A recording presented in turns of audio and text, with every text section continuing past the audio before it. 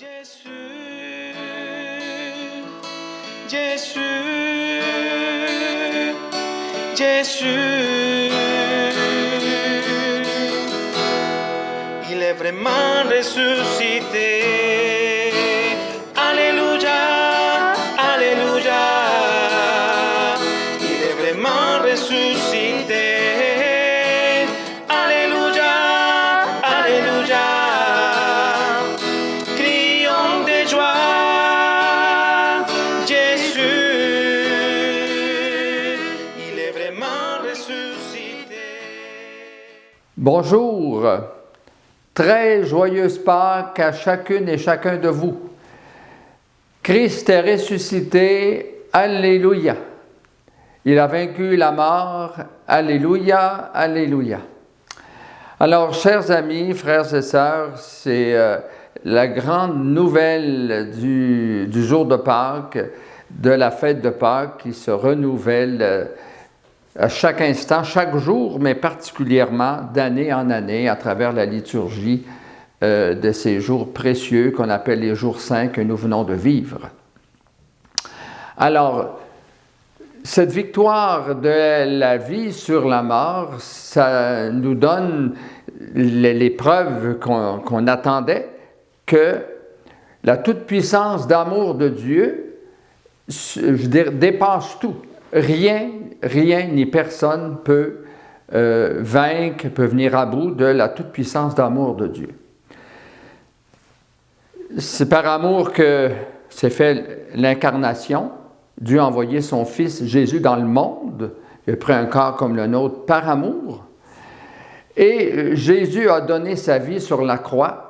Il a dit, il n'y a pas de plus grand amour que de donner sa vie pour ceux qu'on aime. Alors, la croix, c'est la grande preuve d'amour de Jésus pour nous, puis de l'amour du Père dans l'Esprit Saint. Et la résurrection, eh bien, c'est la preuve suprême que rien ne peut vaincre cet amour-là, ni la mort, encore moins la haine et le péché. Alors, Pâques, c'est la fête de la vie, c'est la fête aussi par excellence de l'espérance. Parce que, oui, la mort a été vaincue, le mal aussi, mais vous allez me dire, il reste tant de souffrances dans le monde. Et aujourd'hui, avec les moyens de communication, les médias, on est bombardé de toutes choses négatives, des féminicides, toutes sortes de corruption, de guerres. Et actuellement, surtout, on est tous, je dirais, là, le souffle coupé devant ce qui se passe en Ukraine. Et puis, on voit comment la haine, l'esprit de vengeance continue de faire des ravages terribles. Bon, cependant, la fête de Pâques nous dit que ce mal-là n'aura pas toujours le dessus. C'est temporaire, c'est pour un temps, on ne sait pas combien de temps, mais de la mort va surgir la vie. De la destruction, il y aura des reconstructions, des divisions, il y aura des réconciliations. Ma question que je vous pose, vous qui m'écoutez actuellement, qu'est-ce qui est motif d'espérance pour vous autres? Qu'est-ce qui est en voie d'amélioration?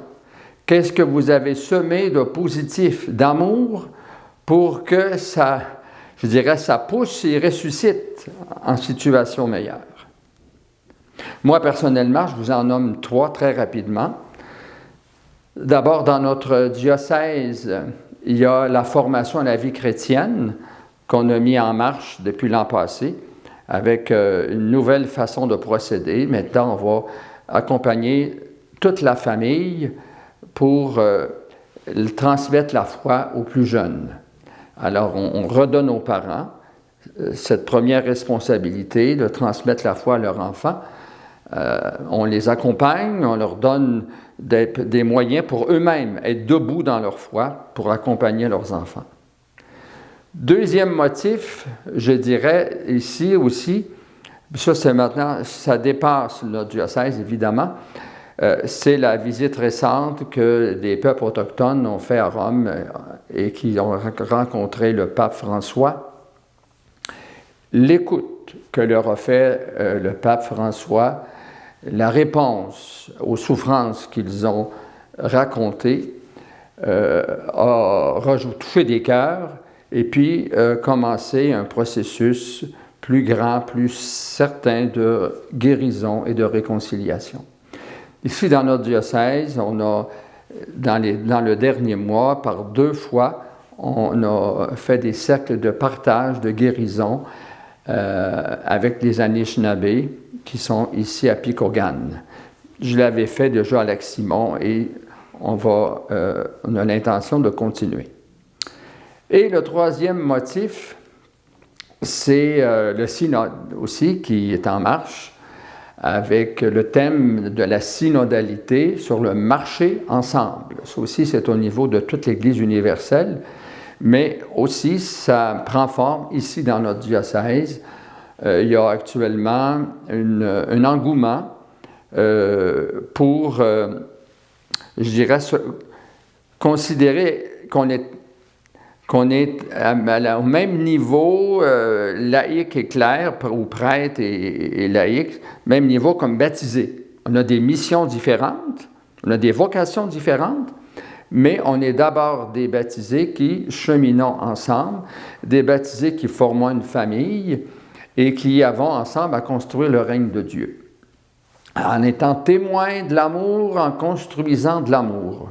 Chacun dans nos milieux de compétences, chacun selon notre vocation, je le répète.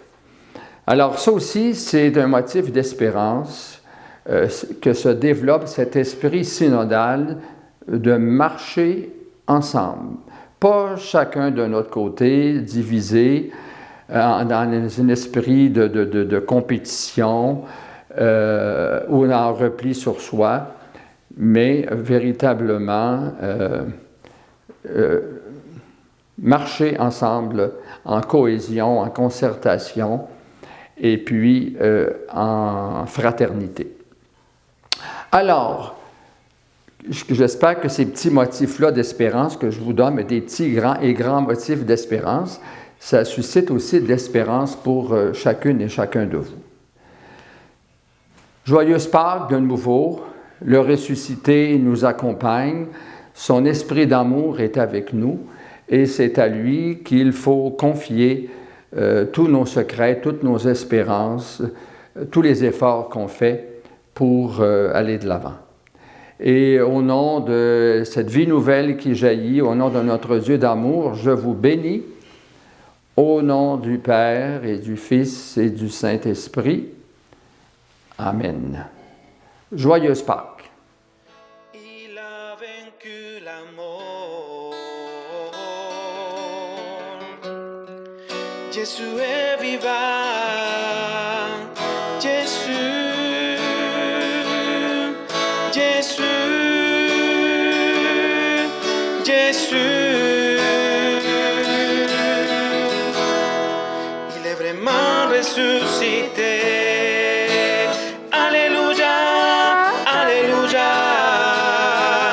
Il est